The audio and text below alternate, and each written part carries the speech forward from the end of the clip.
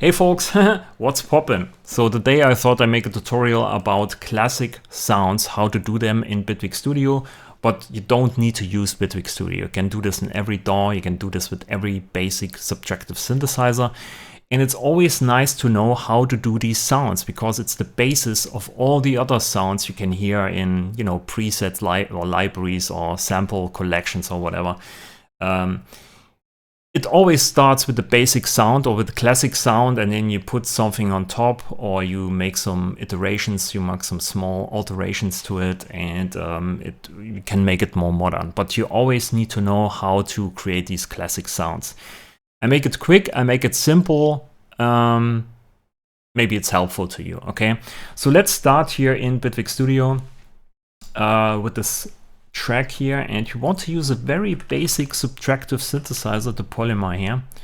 So we have here an oscillator, we have a filter, we have an amplitude envelope. We want to switch this here to an ADSR. So we have attack, decay, sustain, release. We have a filter envelope here, and we don't need to use here these modulators for now. And we want to start with let's say a Reese bass sound, right? So in the last video I showed you a Reese sound, and someone wanted to know how to make these sounds. You can do this in 5,000 different ways, okay? So we can use here a very basic saw oscillator. It sounds like this. Maybe open up the filter here. And a Reese bassline is usually just two saw waves slightly detuned. We can do this here in Bitwig by just using one oscillator here. And then we can use the sub oscillator here and mix it in by 50%. So this is the second oscillator. And then switch this here to a saw, and the octave is here at 0. So we have the same tuning, but then we can detune here the first one.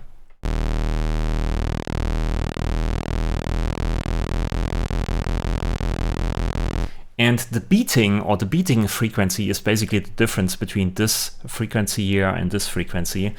And this is already here some kind of nice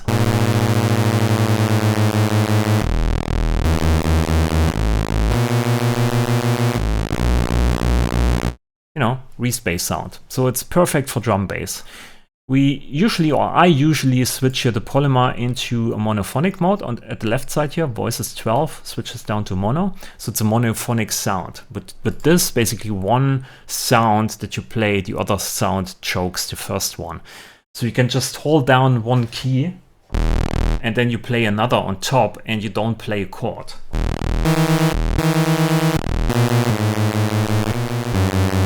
Right? So you just cut out basically the first sound with the second sound and so on. And if you release the last sound, you switch back to the first sound. So it's very nice. We can also use the glide here. So you have, is it called tremolo? It's not tremolo, it's actually just glide. So you glide from one, or legato, you glide from one sound to the other.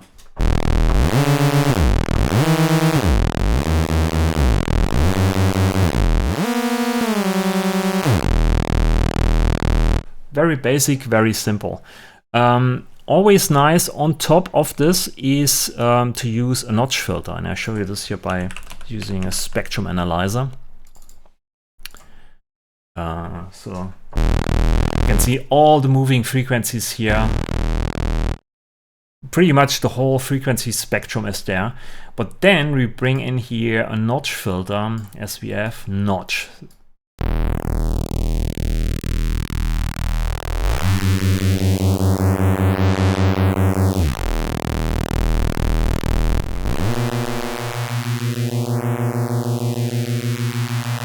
I mean, it always sounds nice for some reason. It always makes me smile. So this is the classic drum bass phaser. Sometimes people use a lot of different techniques to create this, but this is the simplest one in my opinion. Just put a notch on it and drive the notch through the whole frequency spectrum, and you get this nice classic sound. Sometimes I switch here the key tracking off. So the key tracking is basically changing the center frequency here of the filter when you change the key on the keyboard. And if this is off, the filter is basically a static, so it's always at 1K no matter what kind of key you use. So yeah, this is one way of doing this. Another way of doing this is by, instead of using here the what's it called, the sub oscillator, so we pull this down, we have just one saw. You can use in Bitwig here this feature called stereo detune. So when you have this switched on and dial in here an offset, the left side of your speaker or the left channel has a different frequency than the right channel. So this is the difference between the two. It sounds very weird, but then it's also very wide because you have different information on the left side than on the right side. So we use here a tool of Bitwig and then pull down the width so it's mono. So we just completely remove the side information. So this is how it sounds.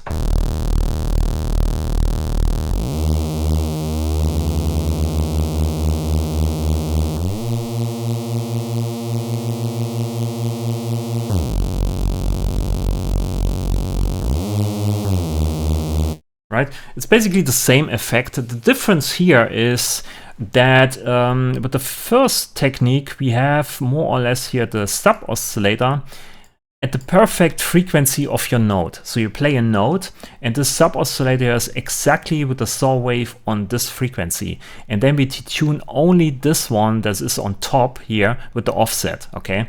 But with this technique here, we basically detune one oscillator and the other oscillator, and the middle frequency, basically between the offset here, is exactly in the middle. So we have two saw waves that are completely detuned to the one side and to the other side, and the right center frequency of the key is in the middle. So it's a bit different because yeah, it's a different technique, but it's kind of the same effect because you don't detune for that much hertz here, right? So it's always a bit off. So that's the kind of the source, the sweet source of this Reese sound, that it's always a bit off, that it's always a bit detuned. In my opinion, both of these techniques sound nice.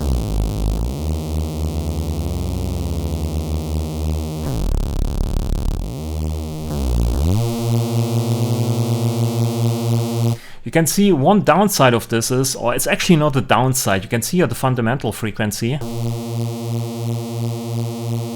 Right, it's moving up or down because you have this beating. You have two sounds that playing at a slightly different frequency.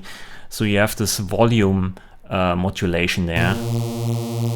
And some people don't like it. I really love it. I think this makes the Reese bass sounds sound good, also in a club system, that you have this nice movement, up or down movement of the volume. But some people, some modern producers, I guess, don't like it. They want to have everything pre-static. They want to have a static volume for the sub, for some reason. I don't like it. For me, it sounds too static. But you can do this too in Bitwig. So you do the same trick, but not with the sawtooth oscillator here. You do this with the Wavetable oscillator, and you switch to yeah, saw wave, but we have the same setting here, right? It's the same sound. But now with the Wavetable oscillator, we have here a feature called remove fundamental. So we switch this on. Now you can see that the fundamental is missing.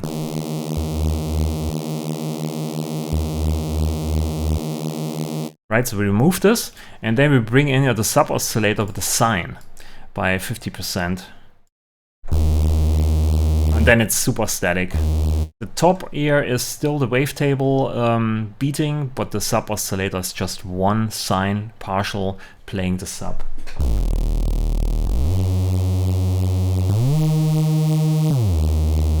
It's super clean, but you miss the movement, in my opinion.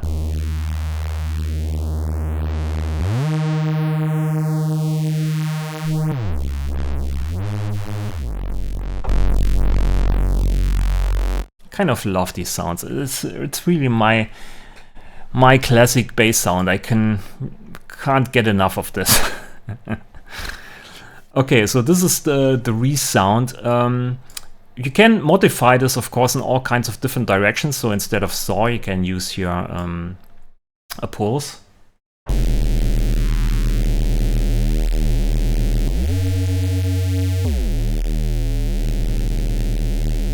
Or a try.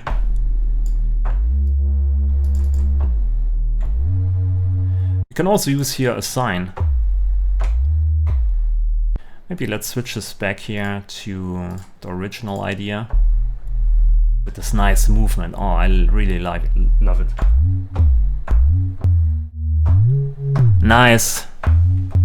Okay, so then you use maybe here some kind of distortion at the end. You can use different distortions for different effects. So let's say I can use the filter plus here.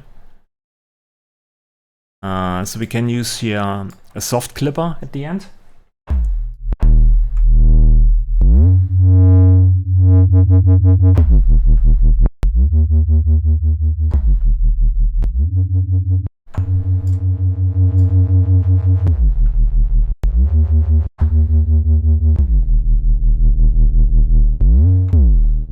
So here we can use, let's say here this decay or this filter envelope and use this for the pitch. So we have a pitch down like a bass drum, but not that much maybe. Maybe we use here, I don't know how much we use. Let's say 12, 1 octave. Let's start with this.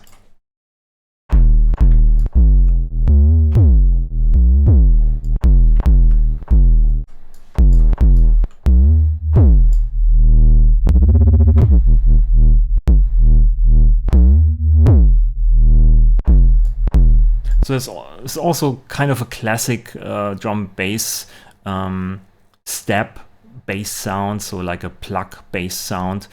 I really like to do this, not here with the, let's say with the detuning. I really like to use this here just monophonic. Maybe not too much of distortion. Maybe a bit of noise on top.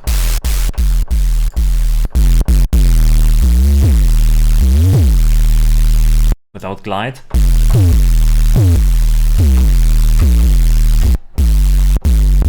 And because of the noise, it sounds like you have much more distortion than there is actually happening on the sound. So that's what I do sometimes. So it's also a classic drum bass sound here. Also having here this release time all the way up, so it sounds more like an 808 bass sound.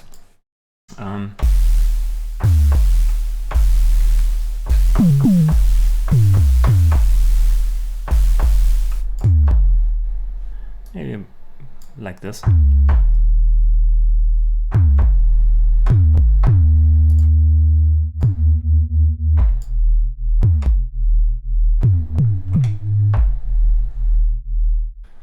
So it's something that it's used heavily in the early days of jungle or drum bass, these kind of jump up bass sounds. It's just your sine or tri, which gives you a bit more overtones, or just using here a pulse for that, and then using a filter to cut some overtones away.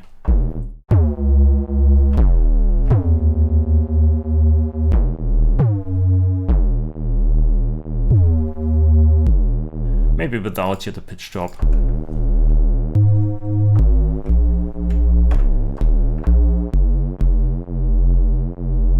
Okay, so it's already, you can see it's already, it started with basically a saw wave, but then a lot of people just modified this idea to all kinds of different waveforms, and you always land on something that someone already did in the past, right?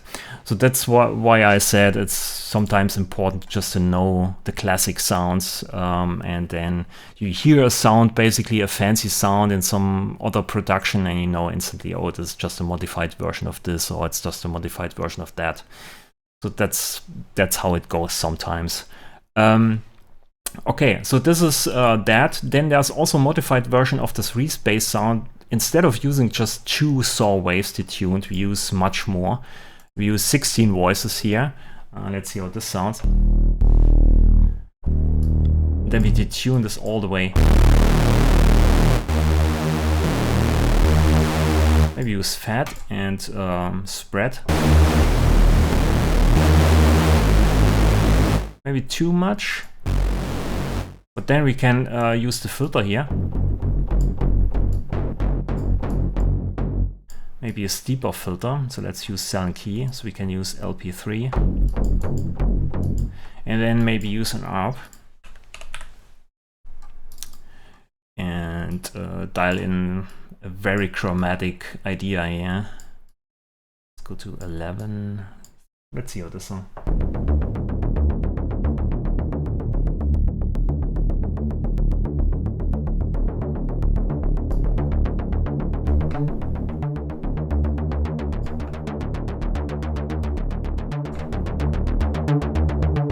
You have this kind of cyberpunk bass or hard techno, dark techno, I don't know how it's called. But these type of sounds, also you need heavy distortion, of course, on this one. Maybe this type of this distortion here, hard clipper.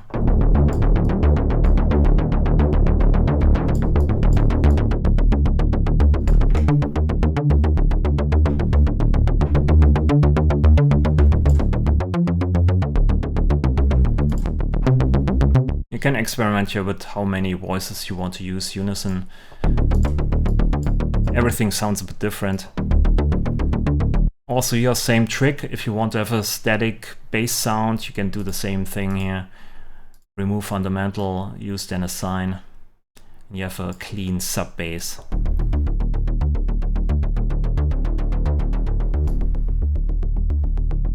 Maybe you're key tracking on, so it's exactly on the right frequency.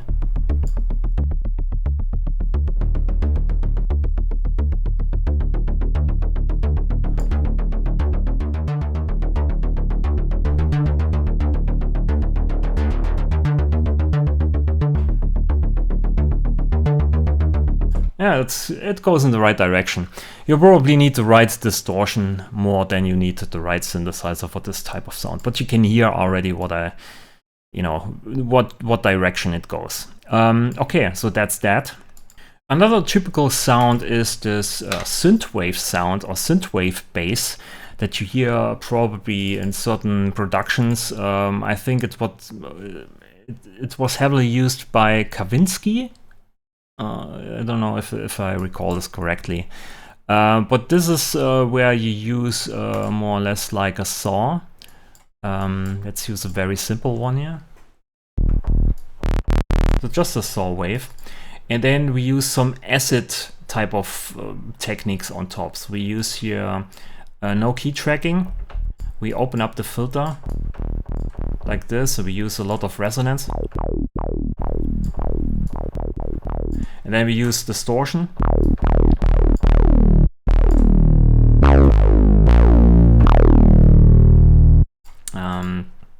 Let me check this here.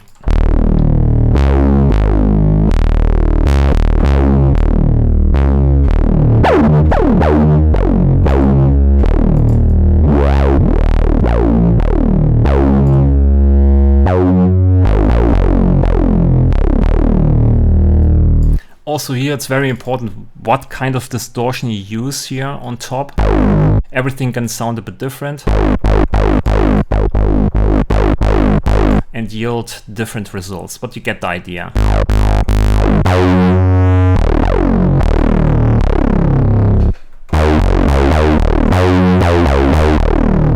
So heavily used in synthwave as a bass sound to make it a bit more modern.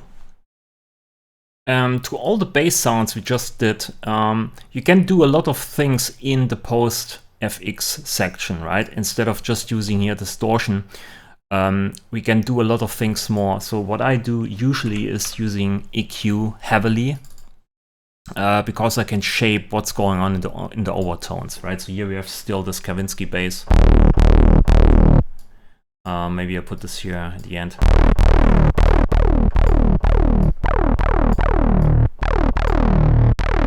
So you can bring out certain harmonics better and it sounds much cleaner. You can take certain frequencies out. And it's also nice when you modulate this or when you automate this. So it changes over time. It gives you a lot of movement. Also having this in front of distortion can be nice. It gives you different results at different positions, so you have to experiment with this.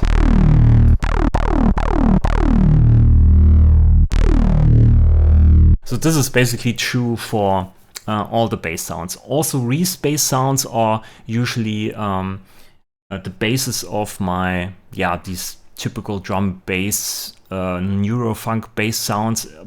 But instead of just using a filter here, I'm using an EQ with multiple notes moving up and down the frequency spectrum, then using notch filters, multiple distortions, and so on. So you put a lot of effects on it and I try to shape the sound. But the bass, the fundamental or the foundation of the sound is always this kind of Reese bass sound with the saw lead or detuned saw leads. Yeah, okay, just to summarize this. I don't try to make it too complicated, but you get the idea. You have always the same foundation and you put some cherries on top. So enough of these bass sounds here. We can also use this, of course, for lead sounds. So we have here still the saw. We use Unison, 16 voices fed all the way up. We don't want to use here the monophonic or the mono tool at the end. So with this, we can already play an octave higher, maybe without the resonance. And we get some EDM Pluck Sounds. Something like, I don't know, what's the name? Deadmau5 uses for some reason. Use an arpeggiator here. Convolution reverb. And of course, a delay to fill up the gaps. Let's see how this sounds.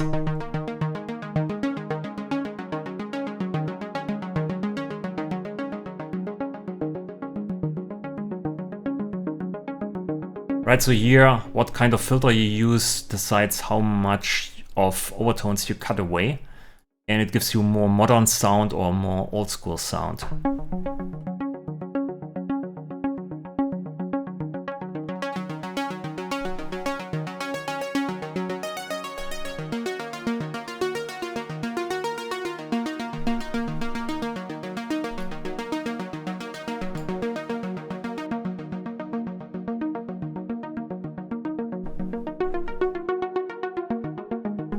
So this is a very classic EDM Pluck sound here.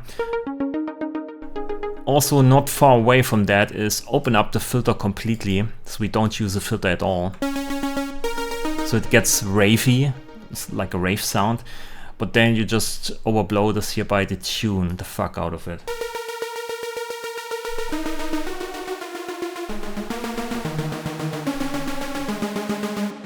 And then instead of having here maybe all the filters or low pass filter, use maybe a band pass, a very wide one. And then focus on the frequency spectrum you're interested in.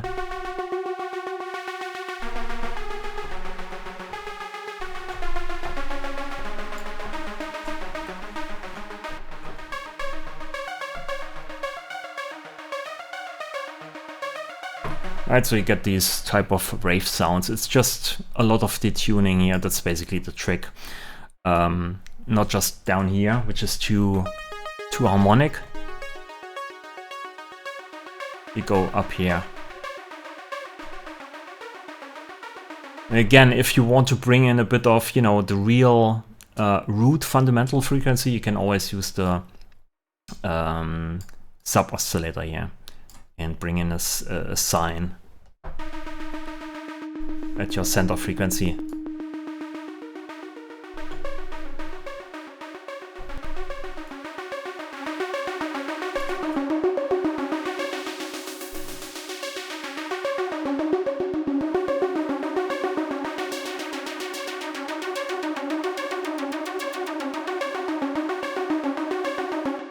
So yeah, that's that. I completely forgot the acid sound. The acid sound is actually more or less the same thing as the Kavinsky bass sound, but you just overblow the resonance here. I completely forgot about this. Damn, maybe I just show it to you here quickly. So let's go back to the bass sound there, and maybe use a classic pulse, and then a very open, very easy LP1, LP2. I think on the TR303 it's a LP2, if I'm not wrong. a lot of resonance here. So we get already this sound, and then distortion, of course, at the end. We use here this one again, like this.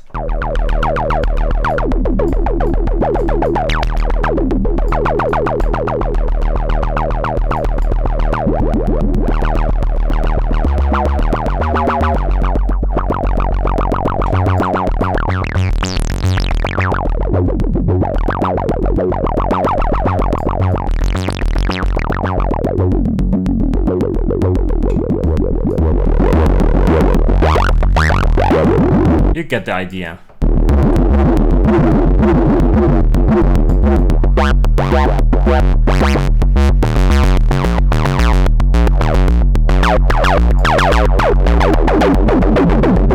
So it's all about finding the sweet spot here of the center frequency, of the resonance, and of the filter envelope, and then the right distortion. Okay, so this is the acid base, just to make this video complete. Okay.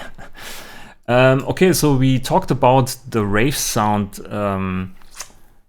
and something also close to the Rave sound and the EDM plug is, of course, the pad sound. Okay, so here we have also saw, we have low pass filter here, no resonance, and we need sustain, and we have a slow attack, a long release.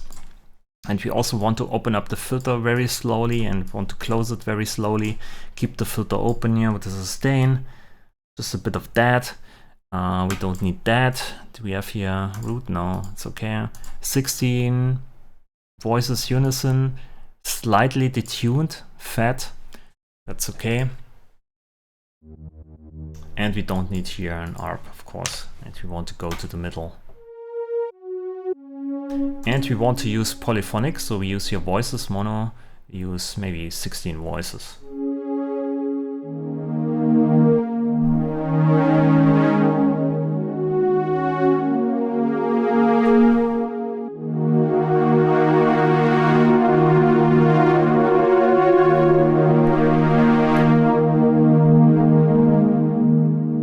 So this is how we create a nice bread and butter pad sound. Every pad sound is based on this idea. Of course, we need to put a lot of reverb on that. If you ask me, 50% here. Let's see how this sounds.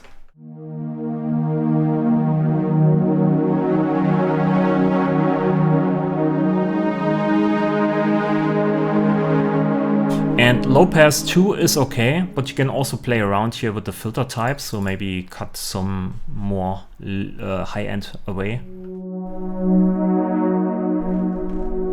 And sometimes just using a band pass, a very wide one, is cool. It depends on your track and where you want to fill up some space in the frequency area, right? So sometimes you want to fill up here something around 1K. And sometimes it's a bit lower. So the bandpass is nice because you cut low end away and top end away, and then you can focus on a certain position here.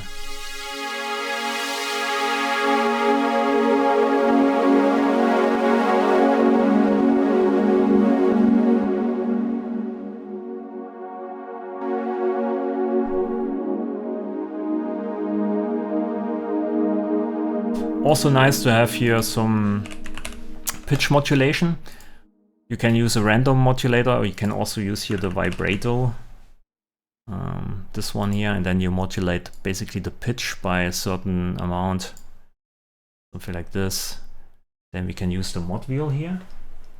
Yeah, can use the mod wheel. Then it modulates basically the pitch.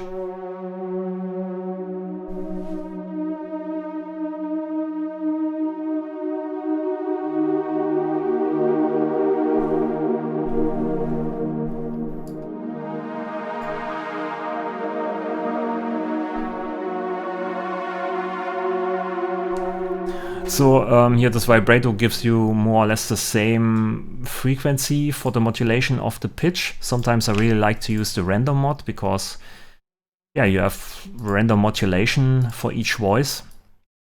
Let's go to this. The sound.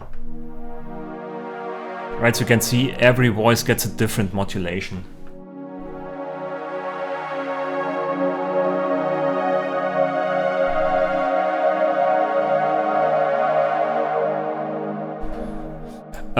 This sound is very basic. You probably heard this 1,000 times in some form or the other. And to make this bass or this pad sound more unique, in my opinion, the best way to do this is just to layer it with a different sound. And a lot of libraries do this, or preset libraries, something like Omnisphere.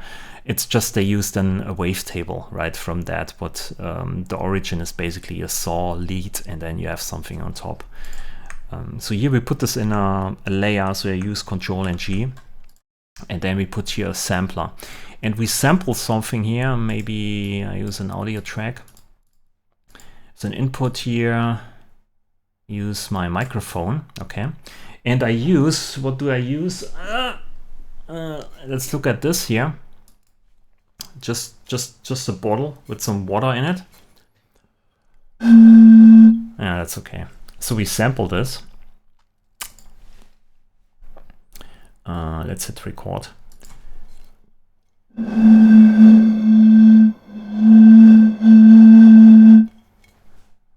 That's enough. That's the best I can do. And it doesn't need to be this. You can also use something like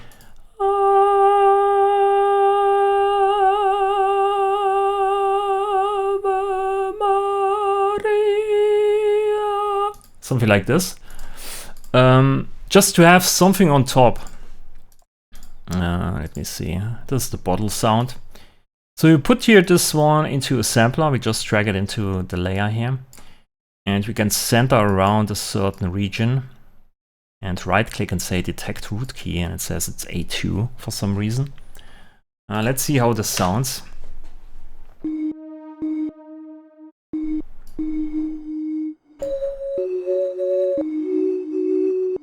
Okay, so we want to loop this first and foremost.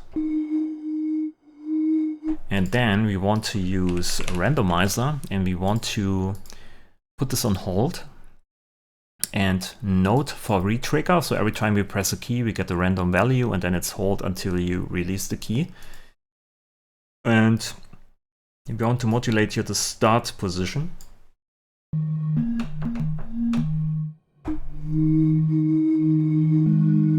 Okay, so every time we play the sample, we start from a different position, and we also want to switch this to textures mode here, and we want to pull down the speed to maybe 10%. We increase the grain size and the motion of the grains, and then we use here the second random modulator to change the speed. So every time we play the sample, we play in a different speed. And maybe we play this here 1 octave higher for some reason. Okay.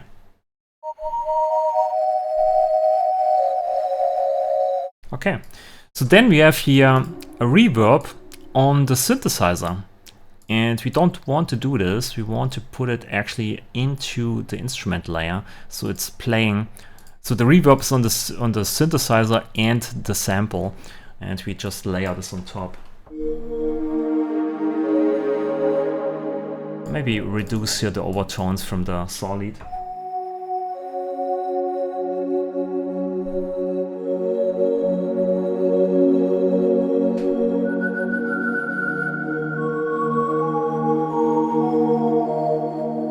And then you can decide how much you want to have from the water bottle here. You can use multiple layers of different stuff. You can also sample piano. It's always nice to have a piano in there. That's what I do all the time. Just here, I don't know, piano tech. And we can choose, I think there's also, there is some kind of classical guitar in here. Maybe, I don't know, warm, whatever.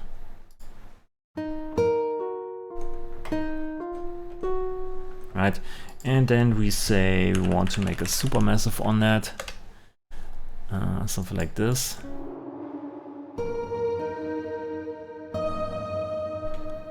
And then we play something and record it. Maybe you just play in octaves here.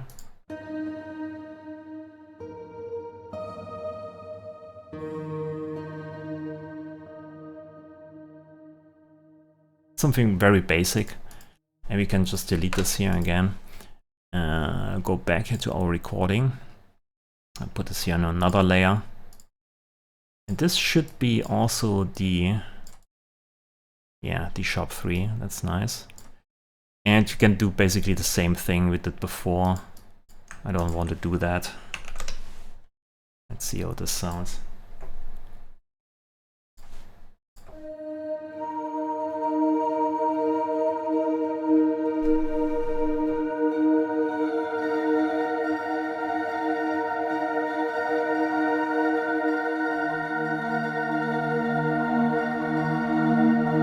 Then you play on the keyboard, you just play the root, the fifth, the seventh, and so on. So very basic notes from the scale.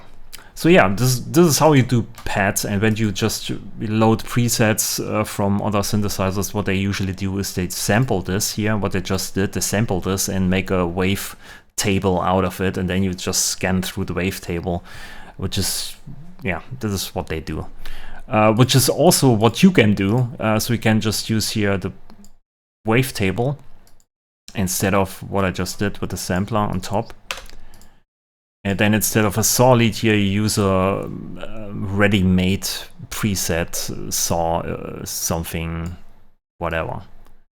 I don't know what we can use here. This looks very chaotic.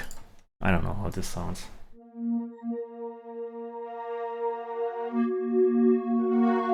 When it's too chaotic, you bring back here the sub oscillator and you play maybe a saw below it. Or maybe just a sine. Oh, actually the reverb is missing, okay.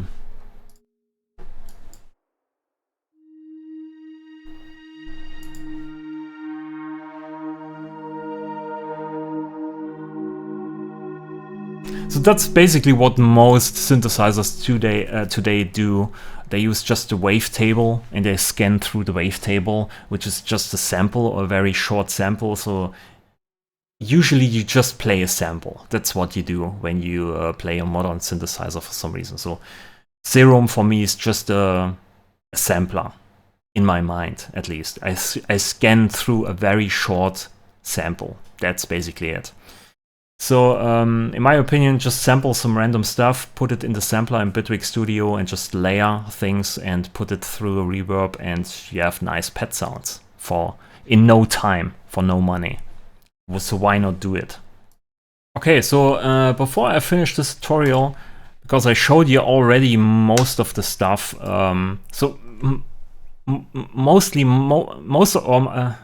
the most sounds I do are based around these techniques.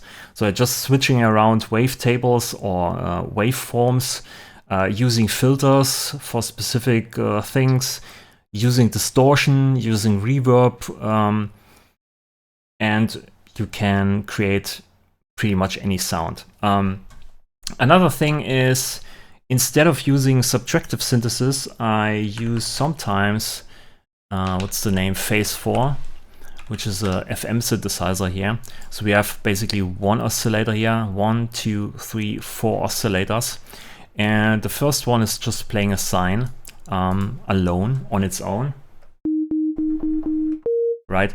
And then you take the second oscillator, which is operator in the FM world, it's called operator. It's also playing a sine. Right? And then you take the second one and you modulate the frequency of the first one.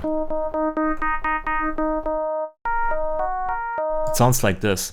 But then you use a very high ratio here. This is basically using the center frequency times 2, times 3, and so on. Right? You take a very high one. Something like this.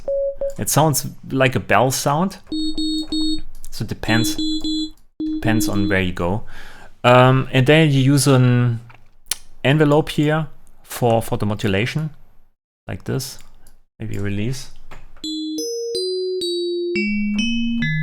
And then you can recreate these kind of typical piano sounds from the 90s. Maybe reverb on that. A bit of supermassive. I know the famous piano sound is based around multiple modulations, but here it almost sounds like it. A bit of pitch wobble. Switch this to manual. Not too much.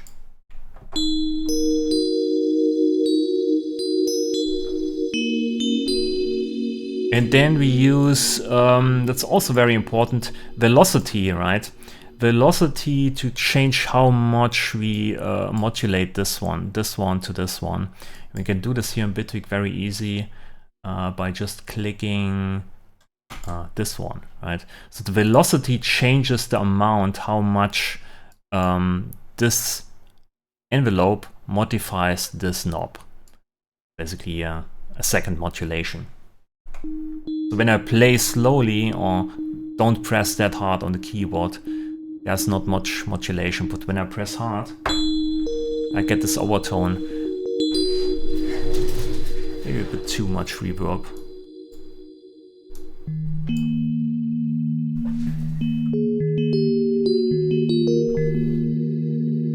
And an octave lower.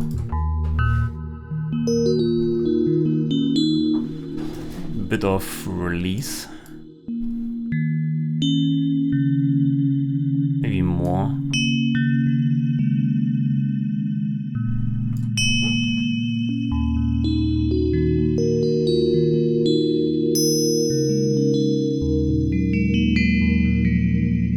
Yeah, you get this typical piano sound. It's also very simple, right? You take a high ratio sine oscillator and you modify or FM the first one, you get this typical sound.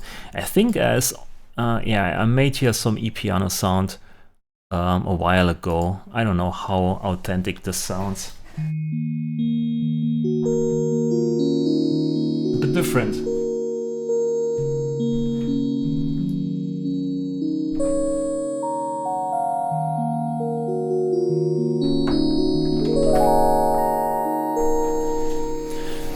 So yeah, this is how you create these type of sounds. And then if you want to make, let's say,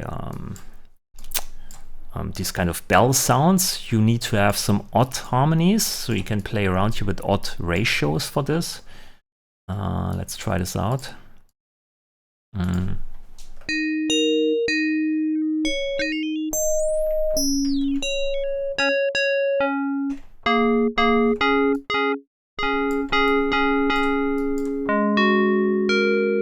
Maybe use a stereo offset.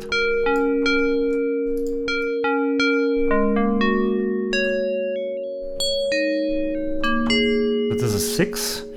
And let's use here another one, maybe 12 or 13. And this one modulates also the first one, maybe.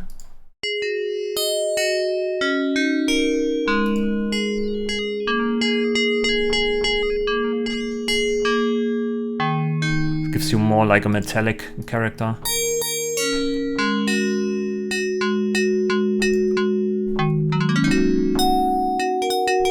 Also nice for what's the name? Percussion Sounds, Lucky Sounds. So make this very short here.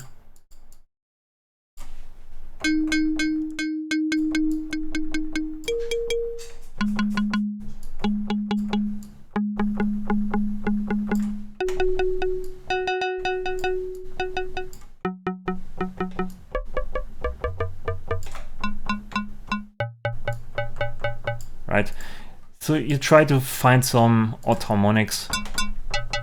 That's too metallic. And then of course distortion here in phase 4 we have already overdrive.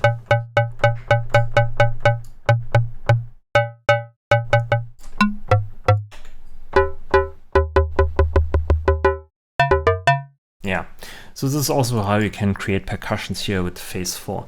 So these are some simple tricks to create these bread and butter sounds. In my opinion, it's super important that you know this. At least if you're an electronic music producer and you make your life way, way easier if you know how to do these kind of sounds, because they are everywhere. Like I said, every preset that you can hear that sounds fancy is based around these classic ideas. And you don't need to do that much most of the times. It's just having basic wave shapes, combining them, amplitude modulation, frequency modulation, like I did here with the Phase 4. Finding the right filters, sweet spot of the frequency, of the resonance, using distortion before an EQ, after an EQ, and stuff like this. Just thinking about harmonics and what you want to do, if the sound is more harmonic or disharmonic, if you need more overtones or if you need more lower frequencies and so on. And you can build almost everything. And if you listen to music all the time, you can almost hear like, oh, this is actually a saw lead, right, with some texture on top, or this is actually a rave sound with some modulation. And you can find then basically these sounds and or find out how to reproduce them in your own environment and make them different.